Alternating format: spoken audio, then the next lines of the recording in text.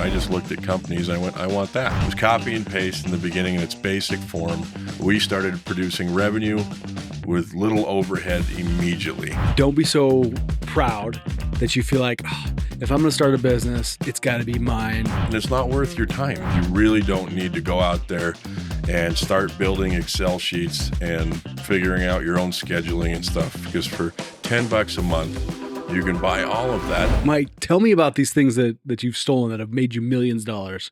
Yeah, millions, man. You know, we get so caught up in trying to create our own thing, right? That Be clever. To be clever, right? It's feel good. There's a little bit of ego in there, and certainly some bragging rights. And it's not to say that it's not a great thing when you can create your own, but I dove into a plumbing company, right? Plumbing and heating that have been around for what? We got 300 years. You didn't of this invent stuff, plumbing? right? I didn't invent plumbing. Yeah, not a surprise, right?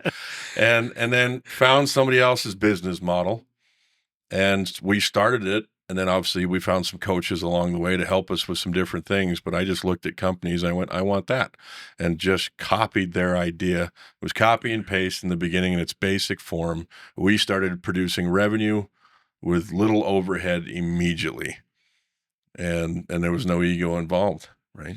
That's the key. Being humble enough to say, I'm just going to, take this guy's idea and run with it, not having to reinvent I the wouldn't wheel. have had the brains. Yeah. Same, right? Yeah.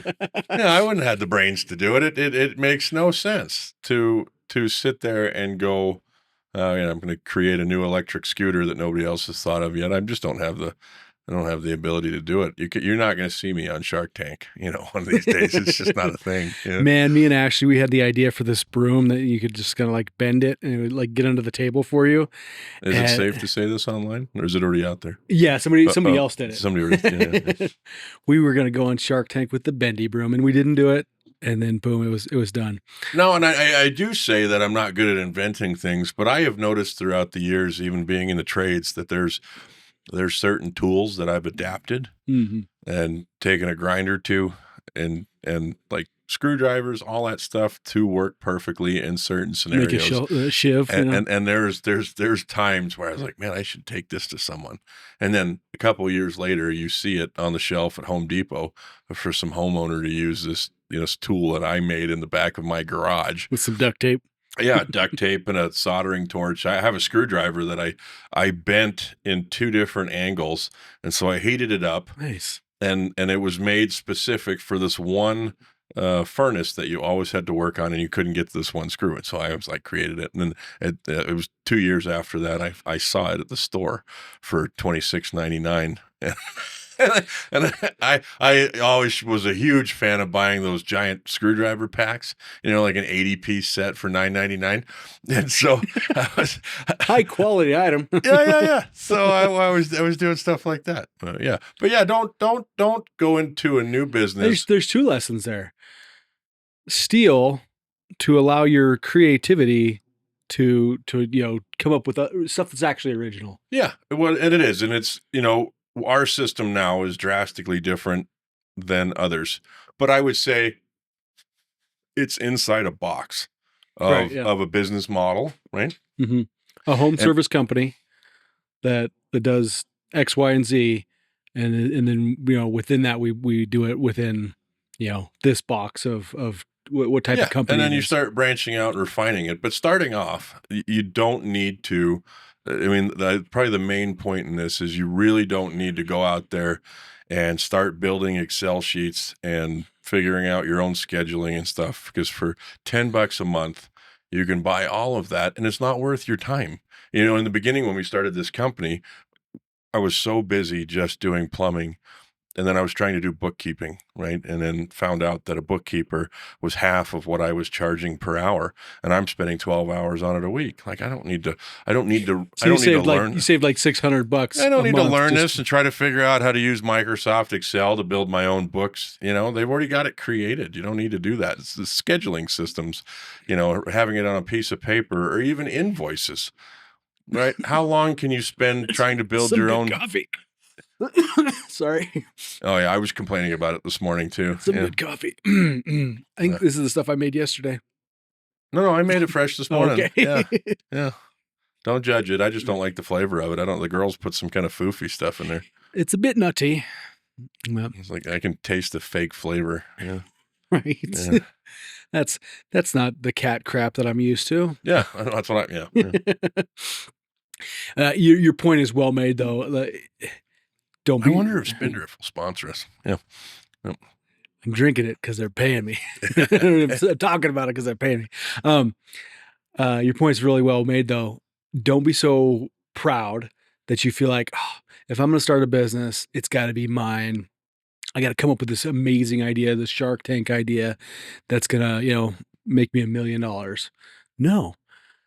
People have been really good at making money over the history of humanity. Right. Alex Hormozy goes out there and tells you how to do it. A bunch of people will tell you how to do it. Go back to our podcast on who to trust and which influencers to follow. But you don't have to come up with all the new ideas. You don't have to write your own code to it's been wrote down, right? And this goes into what, whether you're starting your own business or you're thinking about it or you're in one currently. Like even the idea of some people call it cheating if you were to go out and buy a franchise. Right. Because and they take a large amount of profit, right? But you can be incredibly successful, else they wouldn't be out there. You just have to follow their steps, and everything's in place. It's all written down. You just have to follow it step by step. You're not branching out and doing your own thing. It's like it's a tried and true method, and that's what they've done in almost every other industry. I mean, there's very few niches out there that there's their own specialty thing, unless you're painting wind chimes or something. There maybe not be a system for that. Underwater basket weaving. Yeah, I hear it's super popular. Yeah. Pays good too. Yeah. To your point, one of the guys with one of the most I guess envious lifestyles that I know, he owns McDonald's. It's he doesn't have to work all that hard. He doesn't have to clock in early or scrub floors or toilets or anything like that, because McDonald's has a system. And he, bought into it or built, married into it or whatever. And so he's got a couple of McDonald's. Dude, I know him from playing basketball. Plays basketball like 5 times a week, and that's his life. I think he golfs too. So don't be too proud to jump on somebody else's bandwagon and use a system that works. And a lower scale of that would be buying something that makes your system. We use a CRM called Service Titan, but there's 100 of them out there, and there's some really simple ones too. Yeah. That, are easily, while the one that we used in the beginning, even a basic invoicing system that we used in the beginning was $10 a month. We were talking about doing an AI answering service a couple weeks ago or months ago, and the other day. That's how I would say that. Yeah, just the other day. The other day, we were talking about putting together our own AI answering service, because there's ones you can pay for out there, and there's some really great ones, but we wanted something that we would own and be able to resell eventually. And what I figured out was probably the best way to do most of these projects like that is taking somebody else's model, buying it or copying it or stealing it or whatever, legally.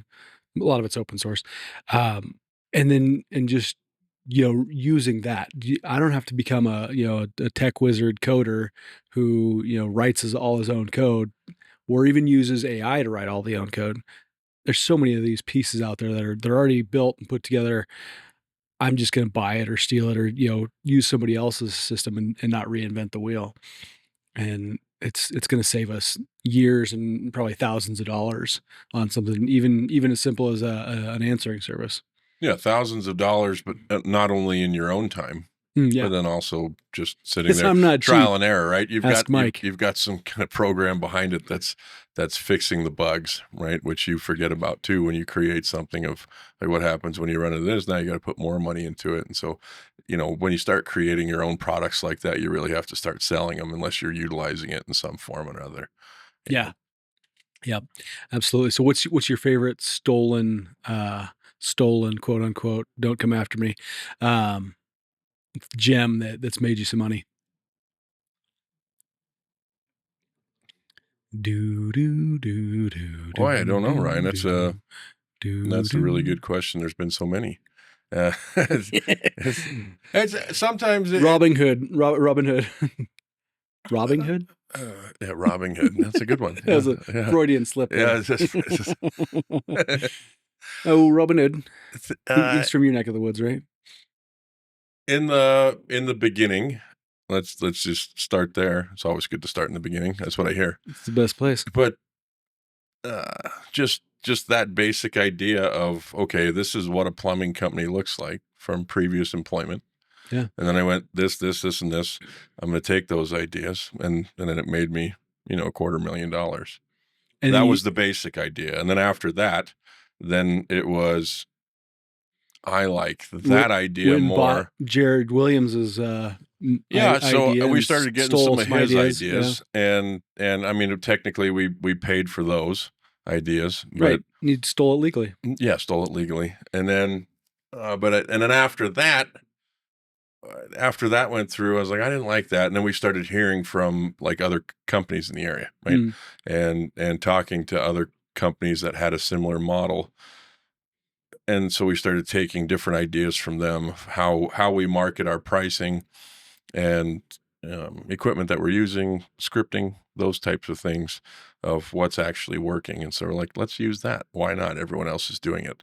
And in this industry, that really works. That sells. Yeah. Yeah. And that's a really good one, because I think a lot of times as entrepreneurs, I don't know about you, but when I hear everyone else is doing it, my personality, and I just did the personality test with Andrew, so I'm learning about myself. Oh, what are you? Yeah, we'll talk about that in a future episode. But Well, it's going to kill me now. You can't do that. Yeah. Yeah. Teaser That's alert. it. I'm done. Yeah. But my personality, I'm like, doing what everybody else is already doing, that sounds terrible. I want to do the exact opposite. I want to create it myself or invent my own thing. Well, So you're a D. Yeah. sometimes. Yeah. It depends. Not so much in public, but in private. Yeah. So we all want to go create our own system and be really smart.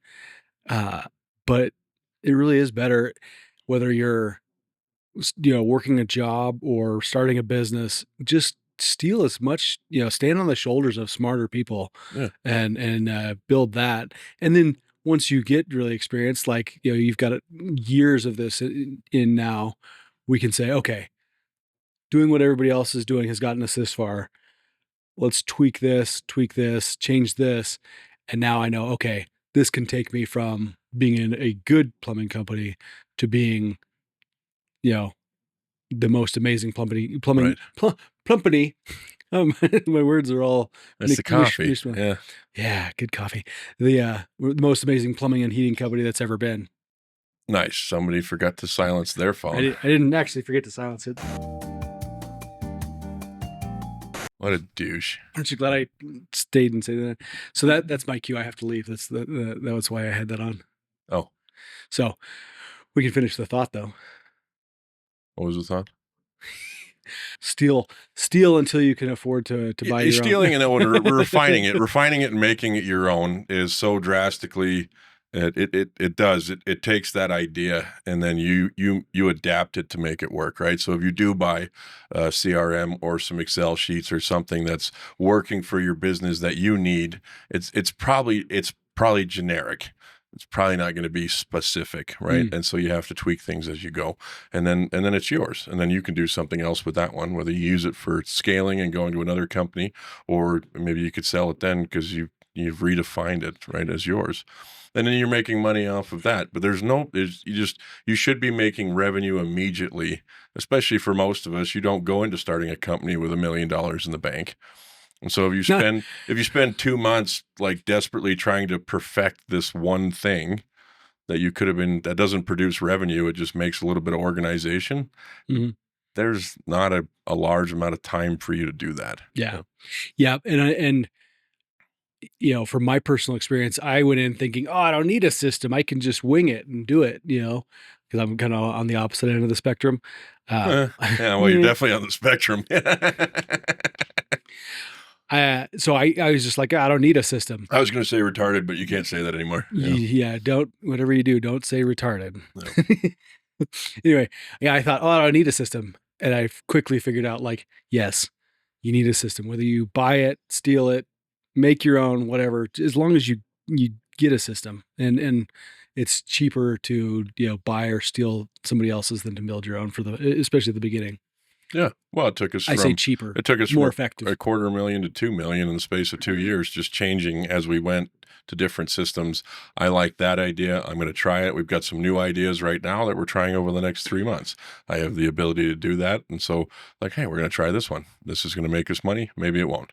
But it wasn't my idea. I didn't sit down and be like, ooh, poof, look at that. What a great idea. And Mike comes up with great ideas. Well, I come up with a lot of awesome ones, and I am creative in that regard. But on some of these things, there's a lot of anxiety that goes with making money and producing enough revenue, right? And so sometimes I believe that gets in the way of my own creativity. And creativity. Yeah. So. Yep, that's for sure. Well, the coffee's done. That must mean the podcast is over. Yeah.